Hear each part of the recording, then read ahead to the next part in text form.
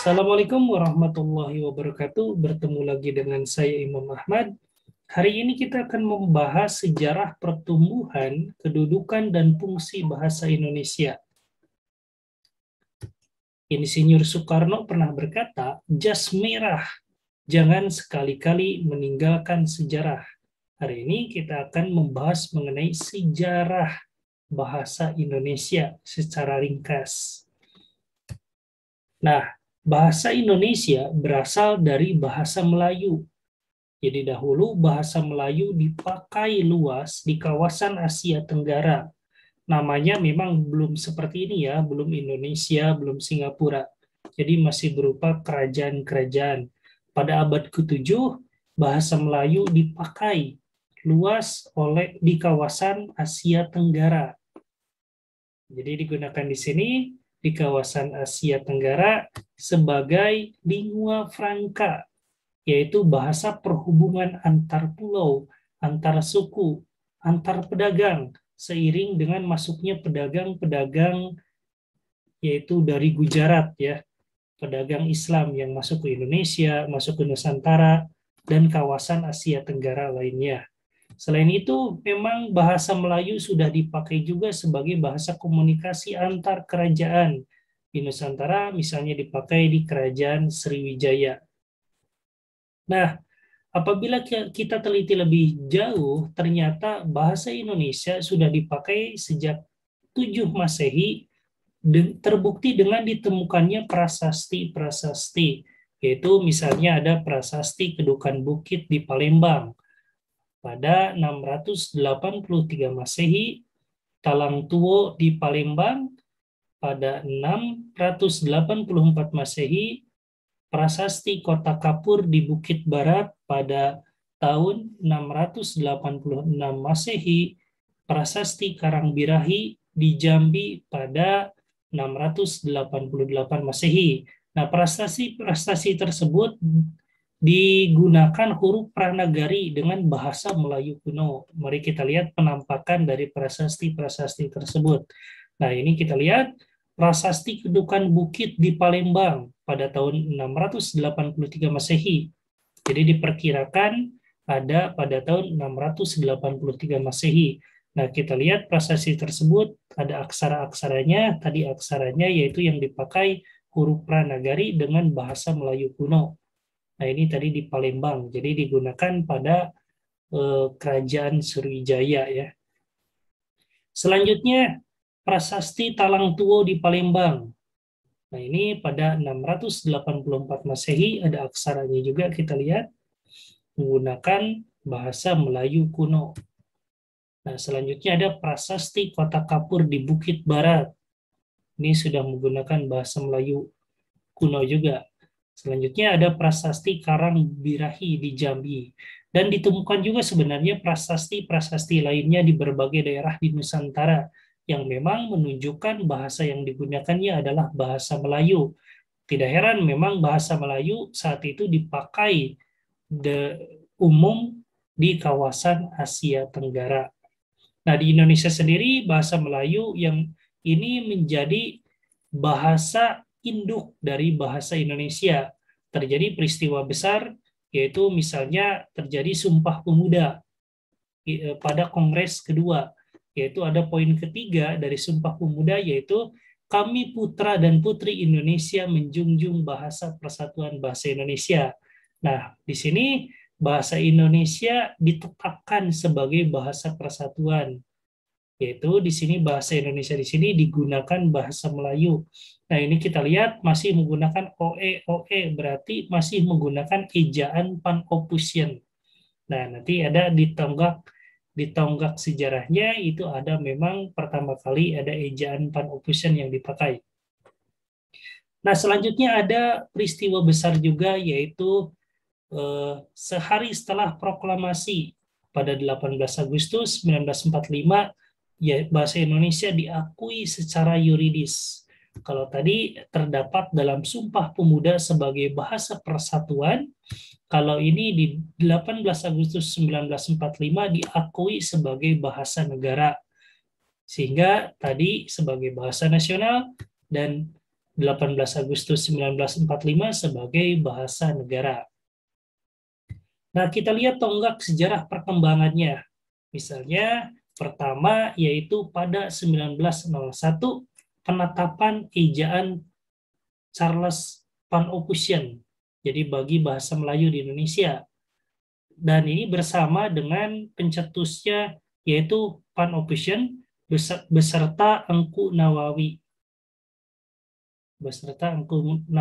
Jadi, menurut Krida Laksana, ejaan Van Ophusen merupakan sistem ejaan Latin untuk bahasa Melayu di Indonesia.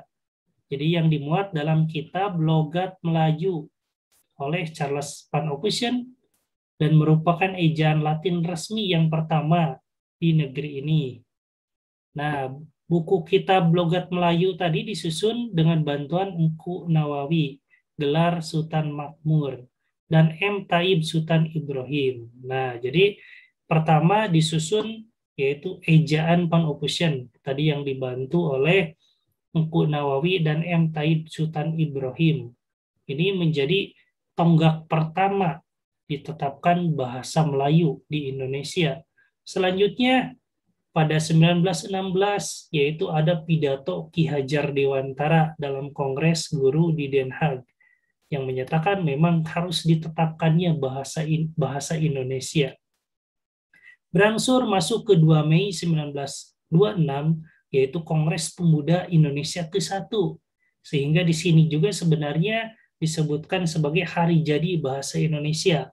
Walaupun poin ketiga memang belum muncul, masih berupa rumusan-rumusan mengenai pentingnya cinta tanah air, dan pentingnya berbahasa gitu ya, bahasa satu bahasa Indonesia.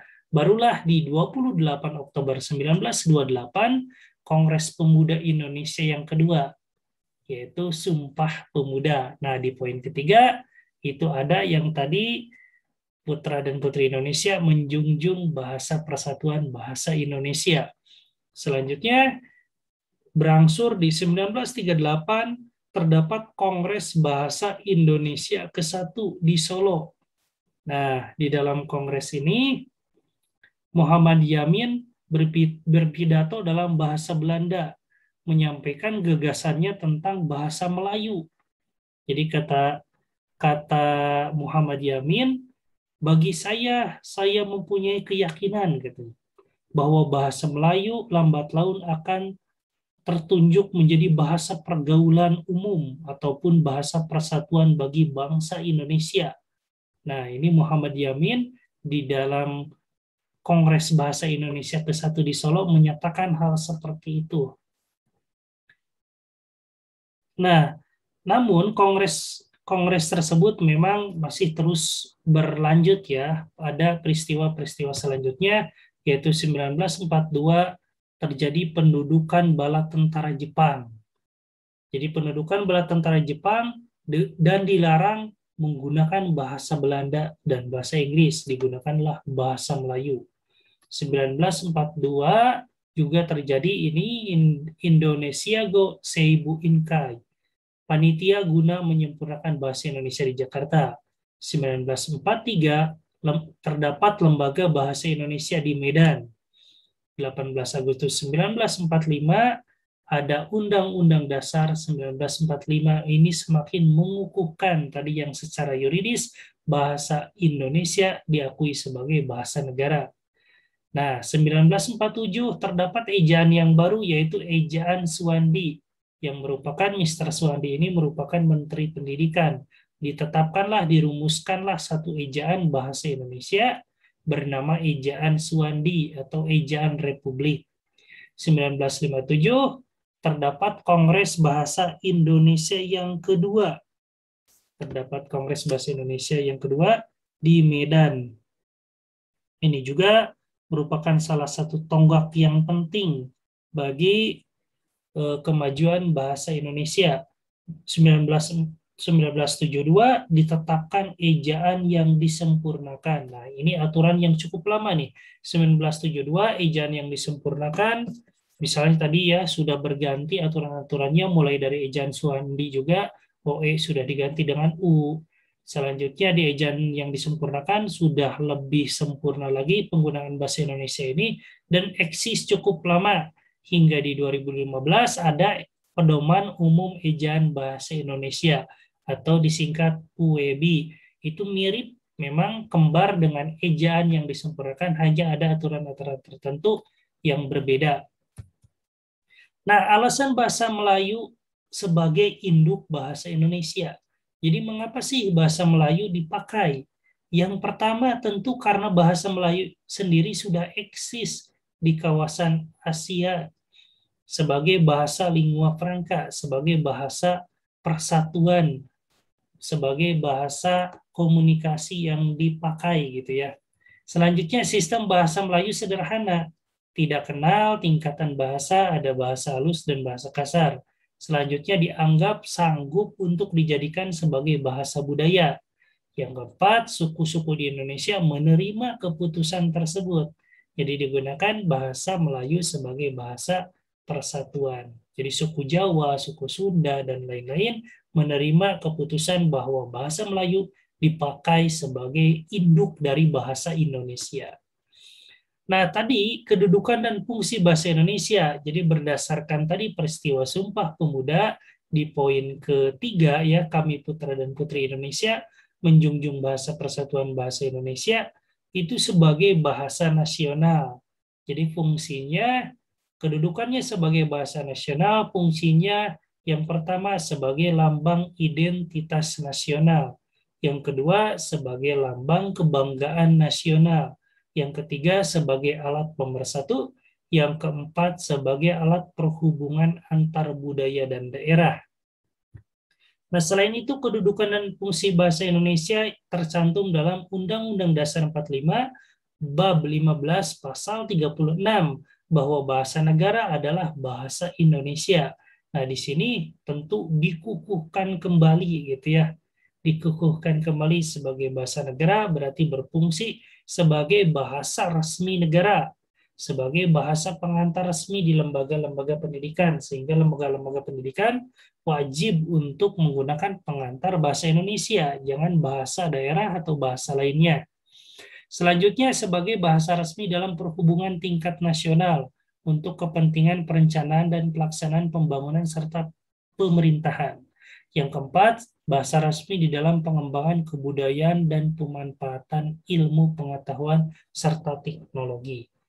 Nah, itulah tadi sejarah singkat mengenai bahasa Indonesia yang sekarang sudah berkembang, dan tentu dalam perkembangannya bahasa Indonesia ini tidak hanya menggunakan bahasa Melayu, tetapi menyerap bahasa nasional atau bahasa Nusantara, bahasa daerah di Indonesia yang begitu banyak diserap, dibakukan, dan bahasa asing. Bahasa asing juga seperti dari bahasa Arab, bahasa Belanda, ya banyak sekali masuk ke dalam bahasa Indonesia, dan bahasa-bahasa lainnya, bahasa Inggris juga banyak masuk ke dalam bahasa Indonesia dan dibakukan. Nah, sehingga bahasa Indonesia itu sebenarnya gabungan dari bahasa Melayu, induknya, ditambah bahasa Nusantara, bahasa-bahasa daerah di Nusantara, ditambah bahasa asing yang sudah dibakukan sesuai dengan lidah orang Indonesia. Nah, itu terima kasih. Itu tadi sejarah singkat bahasa Indonesia yang dijelaskan tadi ya, dari mulai abad ke-7 sampai berbagai peristiwa penting di Indonesia, sehingga merumuskan bahasa Indonesia yang merupakan bahasa Melayu, ditambah bahasa daerah, ditambah bahasa asing. Terima kasih.